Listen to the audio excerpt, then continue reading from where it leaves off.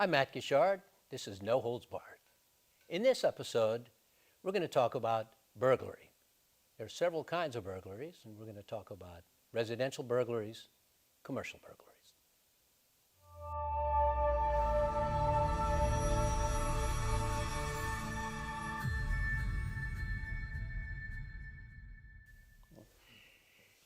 When I talk about residential burglaries, we often, in the penal code, refer to it as a first-degree burglary. And what is that? Well, in law school, you essentially hear it as entering of the dwelling place of another, and it used to be at night, but now it can be at any time. So entry of the dwelling place of another, sometimes breaking and entering.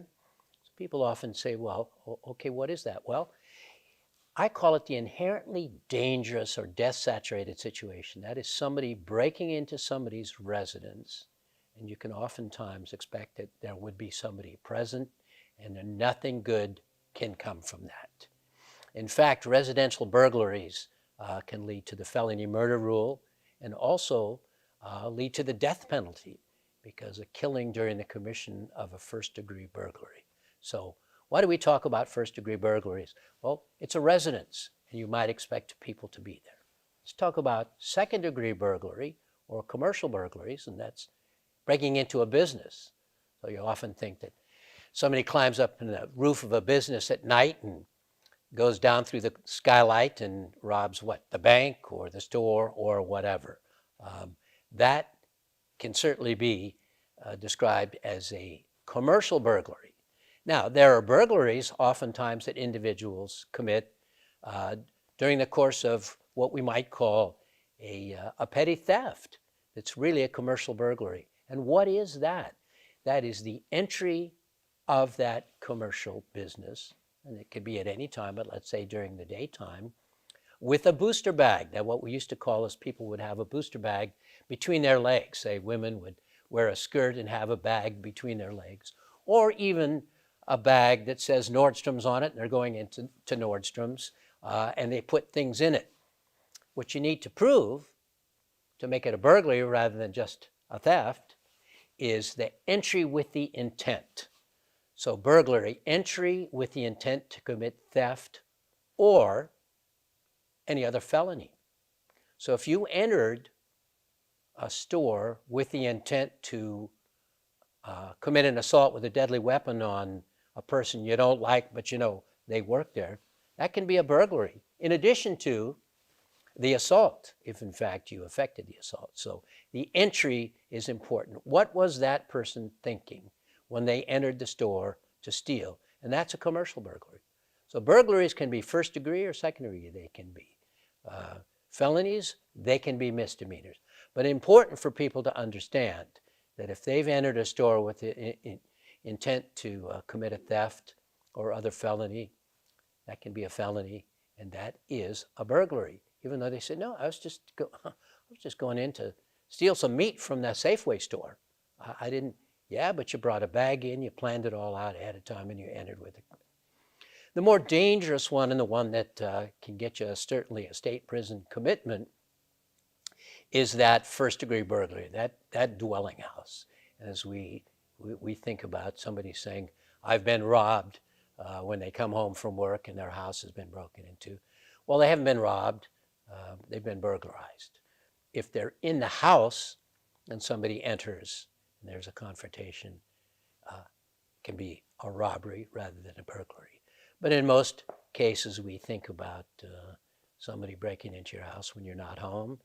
And we see an awful lot of it nowadays. And people knocking on front doors. If somebody doesn't answer, they go around the back and they break in. If somebody answers, they say, I'm looking for somebody, or would you like your grass cut, or whatever. And all of those we think about as burglaries and very dangerous. And I want to get back to that point. There are a number of circumstances, we call it, in special circumstances murder cases. And a special circumstance murder case is a case in which someone can, in fact, get the death penalty or life without possibility of parole. And a burglary is something that can rise to the level of a special circumstance and get somebody the death penalty. And how would that happen? Well, I had a number of cases where somebody broke into a house, believing at nighttime, believing that nobody was there. But somebody, in fact, was there. There was a confrontation. The homeowner was killed during that confrontation. The burglar got away, but guess what? He's now a murderer. He is a murderer. It can be the felony murder rule, or murder during the commission of burglary, or even rise to the level of the death penalty. So very, very serious offenses in every state, and certainly in the state of California. First-degree burglary is one of the very top crimes that we want to dissuade people from engaging in, because it has incredibly serious consequences. So what I really want to point out is that the difference between a residential and a commercial burglary is really the danger. And the danger then results in greater enhancements for sentencing. So it really comes down to much harsher sentencing for first-degree residential burglary than run-of-the-mill commercial burglary, somebody breaking into a building. And you can see why. That society is discouraging people from breaking into people's houses, and the result can be they go to state prison for that offense. Commercial burglary can be probation or even lesser time in custody. Now I'd like to talk about a couple of examples just to let you know how these things work. So we think of a city like San Francisco where a number of people are breaking into cars. Interesting, if the car is locked, it's an auto burglary. And the window is broken into and property is taken, that's an auto burglary. It's locked. But if the car is not locked, it's just, in some cases, a petty theft of property from the vehicle. When we think about first-degree burglaries, I had a case in which a neighbor broke into the house of an elderly person, didn't realize that she was there. She confronted him, and he killed her. And in that case, that first-degree burglary case, that became a special circumstances murder case. That person now sits on death row in San Quentin. We think of commercial burglaries. I don't know if you recall, a number of years ago, there were Safeway break-ins. They were actually turned into be robberies because there was, in almost all of the cases, there was a Safeway employee in the store at night when the store was closed. The burglars broke in not realizing that. What did they do? They broke in with the intent to commit a theft. And in effect, they tied up the security person at the store and left. That burglary became a robbery. And ultimately, they were caught, and they were people that, believe it or not, were doing security for Safeway in other areas of the state. And they just figured out how to do it from an inside, how they could do it easily because they knew how the whole system worked. So that's a commercial burglary that turned into a robbery. The kind of standard we think about is the person going into the store and stealing candy bars and going out, and there's a confrontation out in the street. That turned into a robbery, but the initial one was a burglary. They entered with the intent into that convenience store to commit theft. That's a commercial burglary.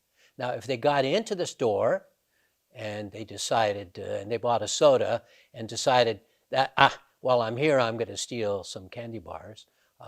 Well, we couldn't prove then beyond a reasonable doubt that they entered with the intent to commit theft. They actually entered to buy a soda and stole some candy bars, and that just turns into a petty theft. An interesting case that I had some years ago when I was a young DA was a couple entered a store. The husband of this team had a long history of thefts, and the store knew it, so they watched him very carefully. Well, he went around the store, he got a bunch of meat from the meat market, went down an aisle, and slid the meat, the steaks, into something in the cereal aisle, and then he went out the store. He didn't take anything with him. But his mate, as all part of this, went in the store with a basket up and down, got the steaks, put them into her purse, then bought some tortillas actually, and went up to the counter, paid for the tortillas, and went out, was confronted in the parking lot. What is that? That is a burglary on the part of both of them. They entered with the intent to commit theft. He actually put it there, so as part of this whole plan was to commit this burglary and steal these steaks. I tried that case as a young DA. I actually lost it because the jury felt that, well, they were hungry and this was just food, and they kind of did what we call jury nullification. But that was a burglary. That's precisely what it was. That's kind of the difference in burglaries, robberies, first-degree burglaries, commercial burglaries. A more frequent phenomenon that we see now and very troubling is the smash and grabs, where a number of people enter a store very quickly, smash and grab and run. So in Walnut Creek, California, we had the famous Nordstrom's where a number of people pulled up in their vehicles right in front. They had blocked their license plates front and back, and in some cases taken them off. They ran in. The entire event lasted less than a minute in the store, smashing and grabbing a number of things back into their cars and out of town. What kind of a crime is that when we look at, I want to say, old school burglaries? Well, clearly it's a burglary. They entered with the intent to commit theft. We have some new statutes that enhance the penalties for doing that, but that's a burglary. And those smash and grab burglaries is exactly what is referred to. And that wraps it up for our discussion of burglaries.